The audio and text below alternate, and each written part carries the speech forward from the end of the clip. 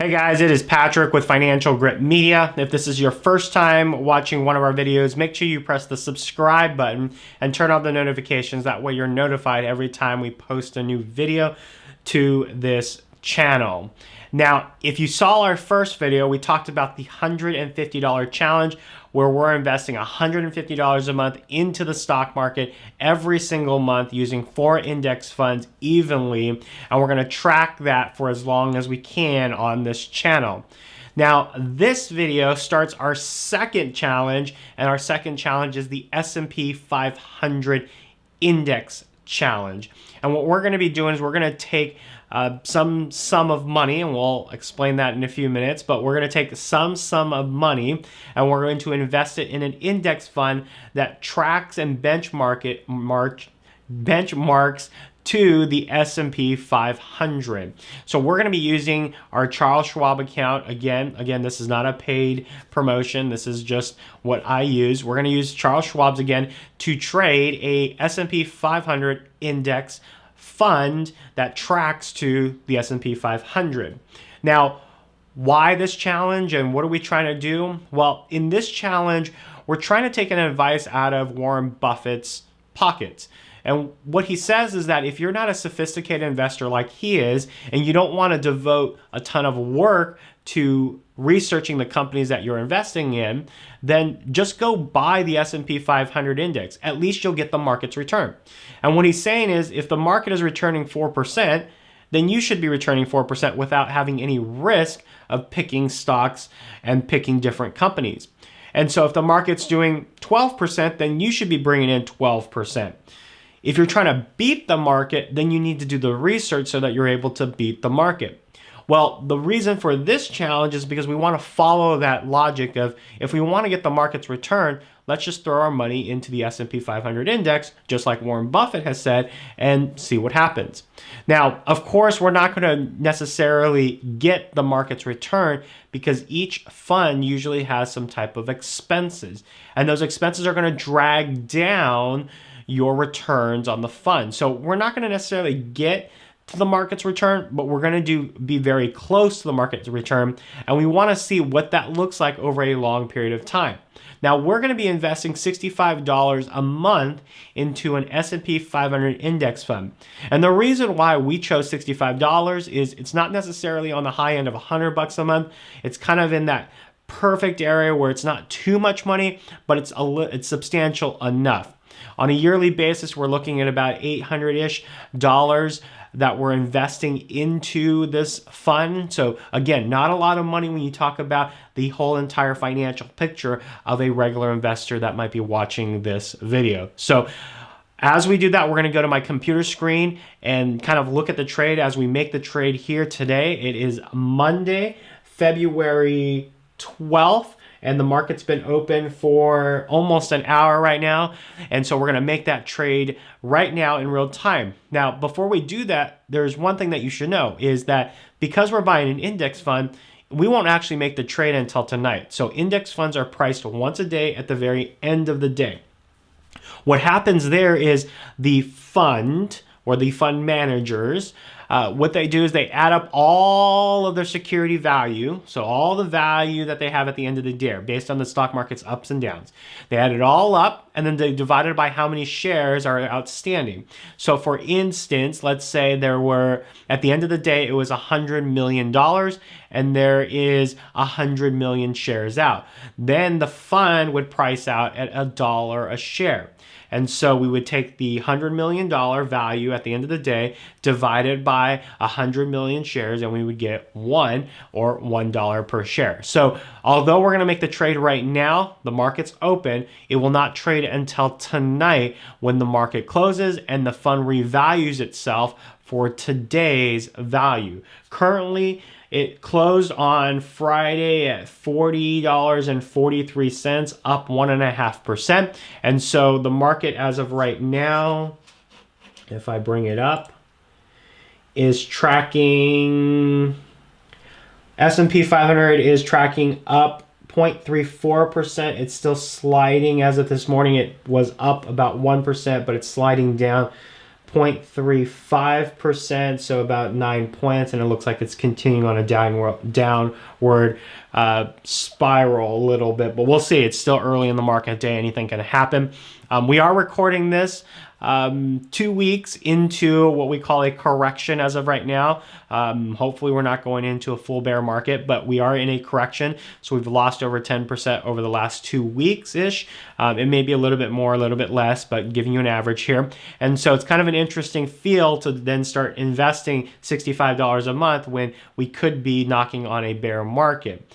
And so we are in a correction. Correction is anything more than 10% in a given period of time. And so we are in the correction, but we're going to put it in. Friday was a good day, it looks like, for the S&P 500 index.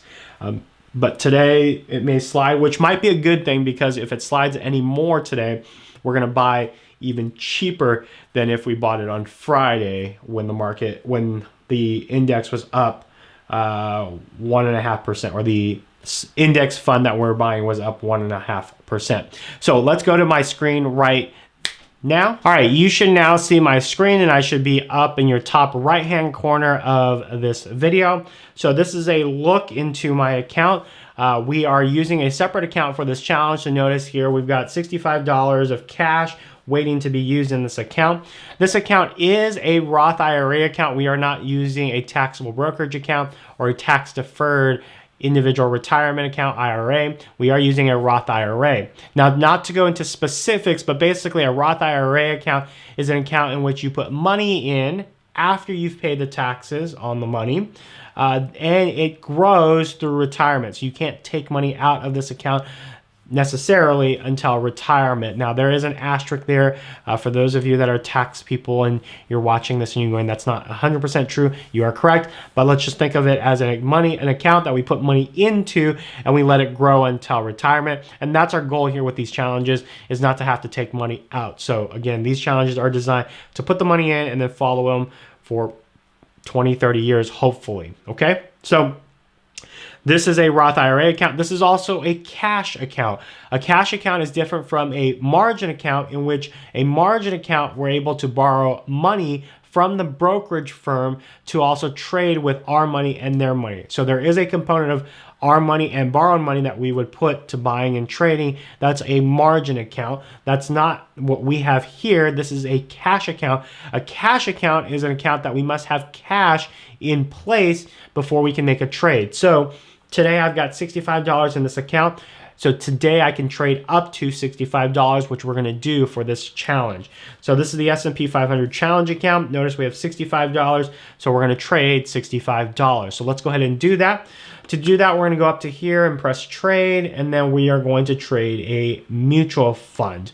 Now, the way that this website works is if we want to trade stocks, we have to use a different screen. If we want to trade mutual funds, we need to use a separate screen. And the reason why is because stocks we can only purchase in whole units using Charles Schwab, and then mutual funds we can purchase based on the dollar amount. And there's a big difference, because with the stock, let's say, we are only able to trade on whole units, which means if the price of the stock is $200 a share and I'm only trying to invest 65, I can't buy that share. But a mutual fund, I'm able to go ahead and invest $65 because I can buy based on dollar amount, not the number of shares. Okay, so the symbol that we're going to be trading here, we're going to go ahead and find it. SWPPX, that's the Schwab S&P 500 index. And the action we're going to look is to buy. Okay, let's see, is it going to... Oh, continue. So it's going to look it up for us. Okay, so now that we have it, so SWPPX, buy, and it's going to ask me the amount, so $65. And I want them to reinvest any dividends and capital gains. So the key thing about reinvesting is that if it does pay a dividend or a capital gain at the end of the year, it distributes that to its shareholders. I would be a shareholder by owning it.